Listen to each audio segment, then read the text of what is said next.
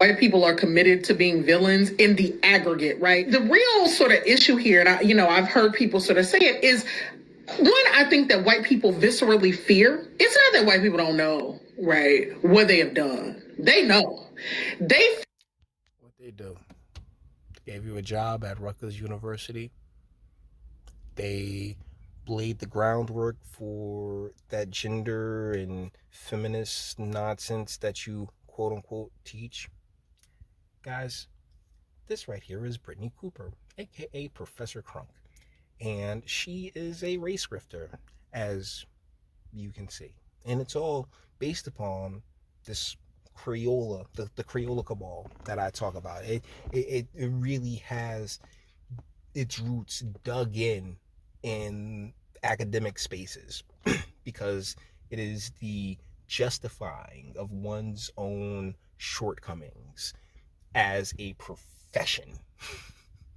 Right? You know what I'm saying? Like, it's the justification of one's own shortcomings as a profession. That's what a lot of academia has become. And, well, as you hear from this completely racist and bullshit rhetoric that's spewing, I don't even want to say coming, I want to say spewing out of this woman's mouth, I mean, it really has laid the groundwork for a lot of the anti-American sentiment that has really proliferated throughout the academic spaces, throughout the collegiate spaces through the past 20, 30 years.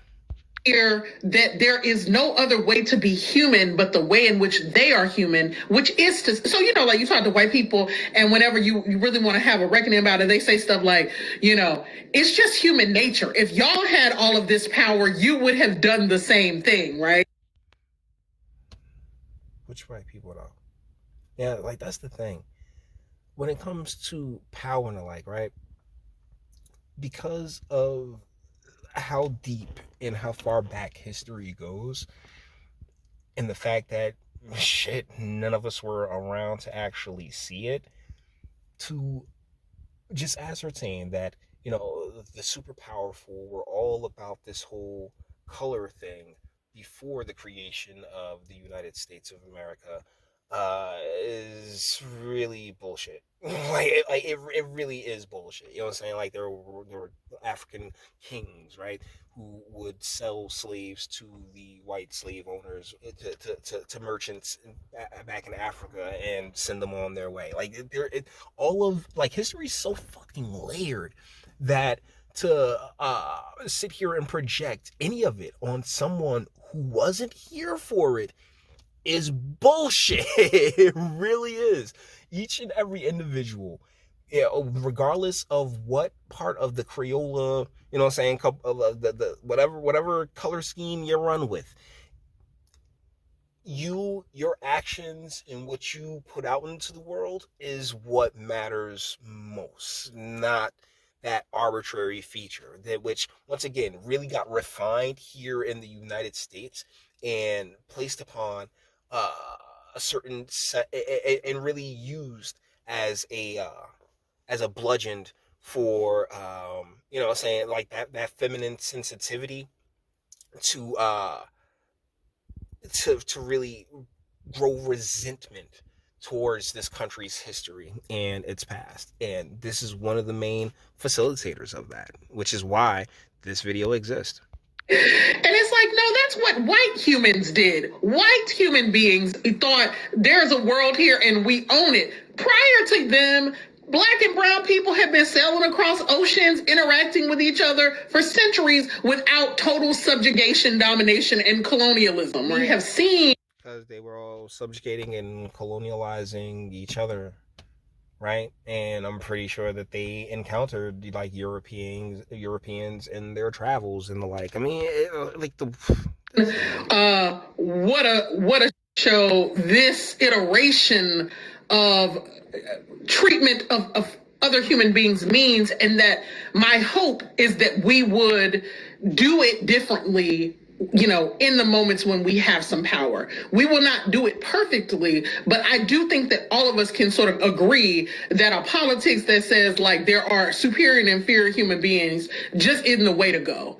And that's the thing. But the problem is that as you continue to do your race grift, it implies that, you know what I'm saying, but like you project all of that onto them. You know what I'm saying? Like what you continuously do is project all that superiority onto white people by sitting here and saying, oh well, white people, they don't want to have the conversations that in many cases they have no claim to they have no real claim towards having, because of the immigration policies that we've had. So many like just got here like in the 90s.